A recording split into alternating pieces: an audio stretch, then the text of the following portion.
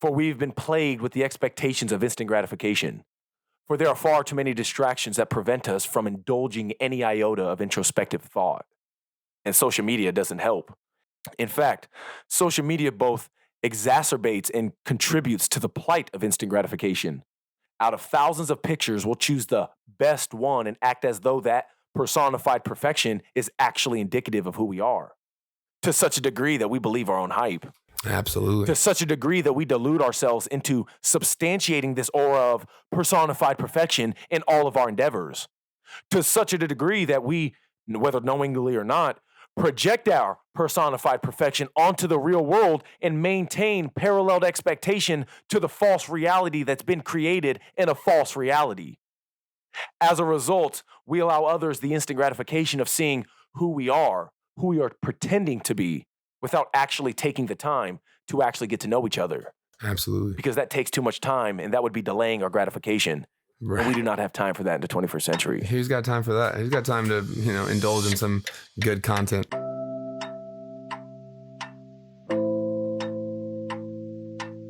Yeah, man, I truly think having a system in place, especially weekly, to remind you to just reground you. That's all it is. Absolutely. It's the regrounding. And right? for me, like here every Wednesday at SST, I mean, that's what gets those principles from the mental all the way to like the jab technique I'm throwing every other day at the gym when I'm on my own comes from my grounding Wednesday service here at SST, if you will. I mean, jam up because whether we're talking about a situation with a girl, a situation with something going on at home, everything we've ever talked about on an intimate, personal level, I take something very good away from it every week. And on top of that, the physical grounding and humbling. And when I'm feeling like I got my stuff together and I'm getting just a little bit ego, I come here, I get humbled real quick. And that's how you need to be humbled, and everybody needs to be grounded. And it's a very good way to put it. Some people, Sunday church is what grounds them. Right. And if that's what it does, then great. Right. But having something is what matters. Something healthy and positive. Yeah. Right. Yeah, dude, don't want to drown a bottle for your grounding. Yeah, for sure. Yeah, sure. And for most people, it's not just like drastic life-changing shitty decisions like bad food, bad actions like drinking and partying and doing all the bullshit consistently without having really earned it, let's say. But it's even in the way they talk to themselves on the daily. It's even in ways that they what information and stimuli they're absorbing. Absolutely. Are they absorbing the bullshit information about people and events, or are they actually trying to Are they growing? Grow their mind with some idea-based stimuli? Right. Or is it all just 21st century IG instant gratification bullshit? Literally. And that's the distinction you have to make in yourself. Absolutely. And some people probably aren't as naturally aware to their own minds as we are, probably, I would venture to say. Like, a lot of people may not even want to get that deep in their own heads. Why do you think that is, though?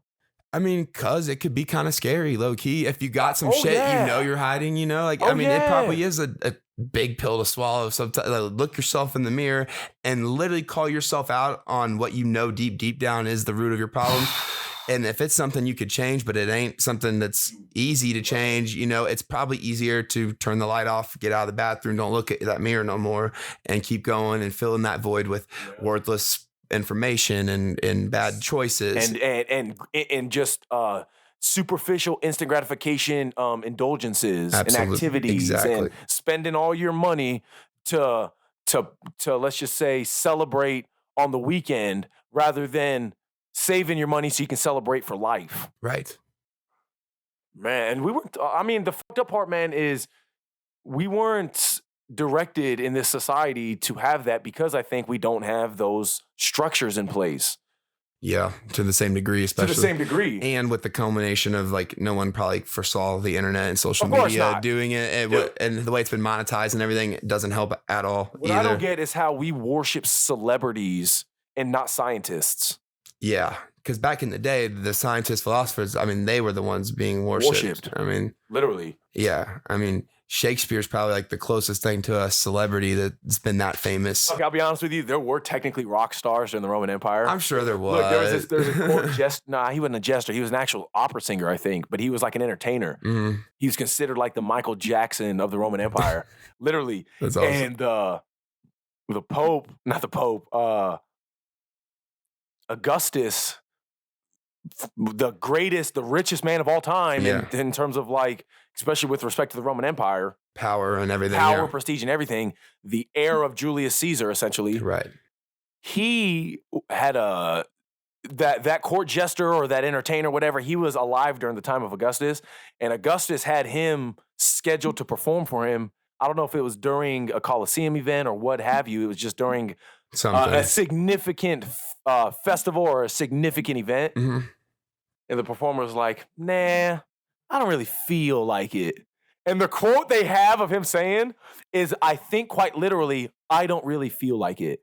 Like he didn't feel like showing up. Like a diva, I wonder, because technically you did have, but I wonder to what degree he was celebrated in regards to Augustus's celebration, right? Right, because it's more like one's the fear, it's better to be loved or feared. Like the entertainer, they love for the entertainment factor. Augustus, they didn't really get a choice. That's like true. Love him or hate him, you gotta do what he says. That's you know what I mean? You know where the quote "It's better to be feared than loved" came from? Originally, I mean, I always think of Bronx Tale, the movie. I know that's not nice. Original, but I mean, that's what always comes to my mind is that question he asked Chas Palminteri. Yeah, you'll have some ethnic association with this. Nicola Machiavelli in his The Prince. That's right. The Prince. Yes, that's right. Because what that was, it was a manuscript for how a prince should run his kingdom and should act, and it was almost a backward slap at how those princes acted, which is corrupt and acting with fear instead of love. Sure, which makes sense. And a lot of like the old mob guys, it was a classic read in prison. They always read The Prince. They kept it Italian. Yeah, absolutely. Machiavelli was the man. Right. But and that's how and that's what they say, like a lot of the old school bosses. That's why Bronx Tale quoted it, because a lot of those older generation Italians, they worship that book and a lot of the principles of that book for how they ran their businesses day to day and everything. But the fear and love thing, I mean, that has religious implications, even because you fear God. Because you're supposed to love God, but like you're supposed to fear him. But you have to fear him first. Right. You have to maintain a humble fear. That's why when any prophet in the Bible visits God, it always says they cover their eyes and they bow their head because they're not allowed to see God. And they're literally supposed to like be so fearful and humble that they won't even look at him. Yeah. Right? And that's the same reason with like eye contact in certain cultures. And you shouldn't stare at the sun. Nice. Literally. You'll go blind. That's good. That's why in the Bible, though, they say, like, if you hear the voice of God, your head will explode because your head can't handle all that. They can't fathom it, Dude, but what's amazing is you have certain things in the Bible, like when Moses made the Exodus and when he came down from the mountain, from Mount Sinai, and he saw that these people were worshiping an idol image through the golden calf. It wasn't like the people were worshiping the calf or the bull. It was just, especially juxtaposing it to them leaving Egypt, it was the people at the time before Judaism or before the Abrahamic tradition, before Moses' Exodus, essentially, people needed something physical to understand God. So they needed storms and they needed floods and they needed needed whatever they could see and what they could see and understand from a actual proven scientific near standpoint, right? Right. That's why during Samuel, the people wanted a king that they could see because they couldn't fathom there being a king they couldn't see through God, right? Right. So what Moses did is and what the allegory of him coming down with the 10 Commandments is supposed to entail is the symbolism of what to worship.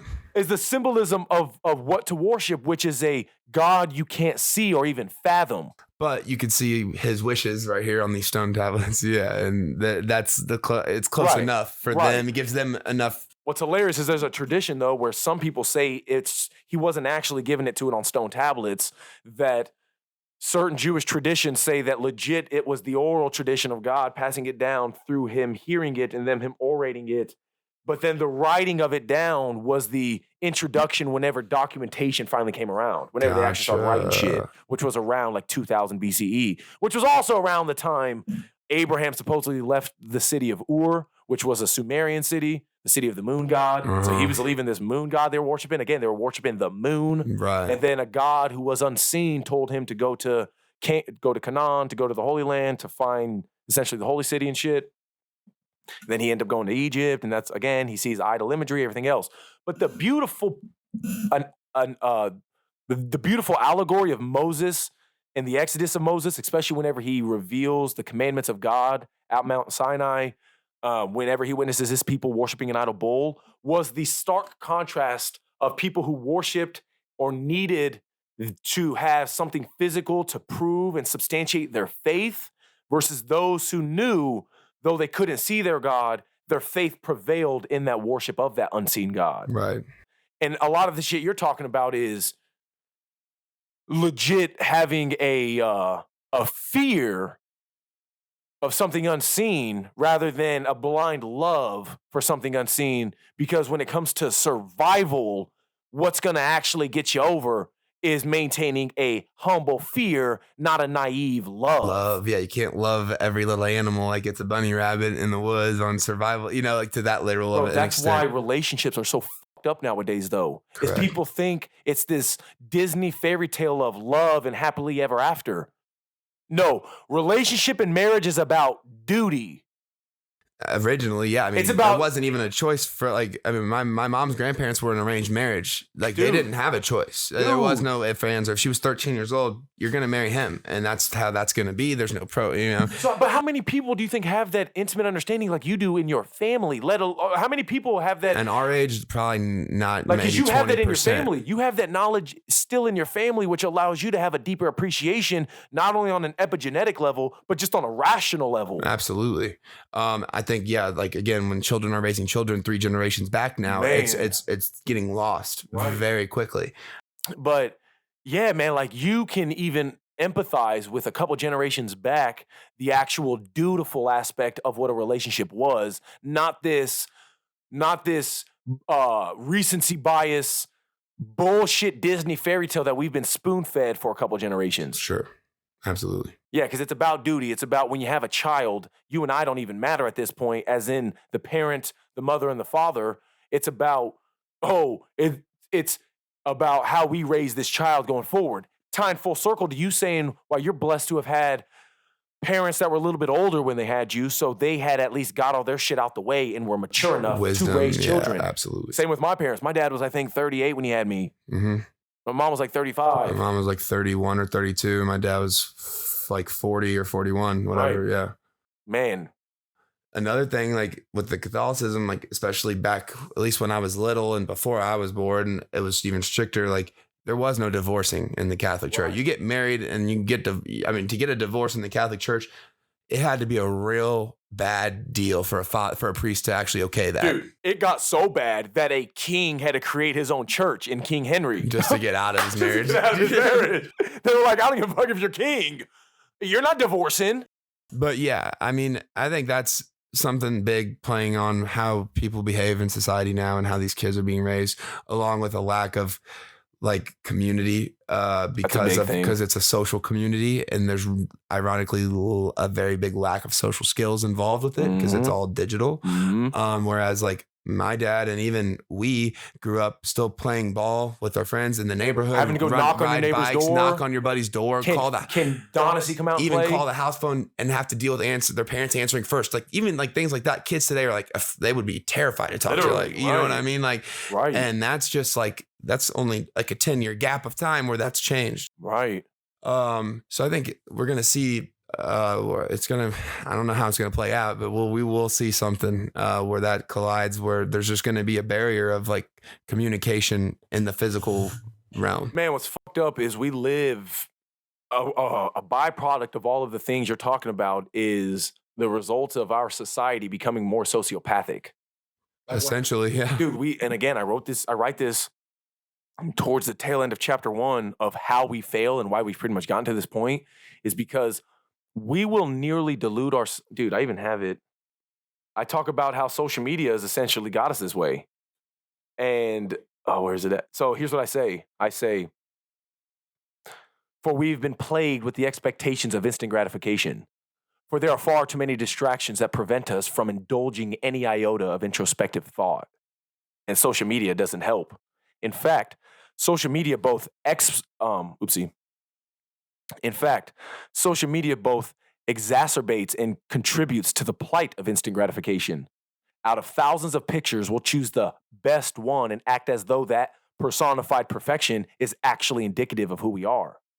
To such a degree that we believe our own hype. Absolutely. To such a degree that we delude ourselves into substantiating this aura of personified perfection in all of our endeavors. To such a degree that we, whether knowingly or not, project our personified perfection onto the real world and maintain paralleled expectation to the false reality that's been created in a false reality. As a result, we allow others the instant gratification of seeing who we are pretending to be, without actually taking the time to actually get to know each other. Absolutely. Because that takes too much time, and that would be delaying our gratification. Right. And we do not have time for that in the 21st century. Who's got time for that? Who's got time to, indulge in some good content? The worst part of social media's false personified perfection lies with the Pavlovian conditioning of likes, comments, and praise in replacement of self-love, commitment, and provision. You're just making the alliteration book. Right. Legit. To such a degree that we believe our own hype. That's what it's designed to do. I mean, yeah, you start picking out these pictures and then you make your whole profile of like who you want to be in your head or who you think the girls are going to like or the guys are going to want. And then you delude yourself into thinking that's who you actually are. Yeah, you really cut off all the, the extra in-depth introspective parts about yourself that you may have been in tune with. You start to slowly kind of cookie cutter your way into what Instagram wants to be, who you are on the gram.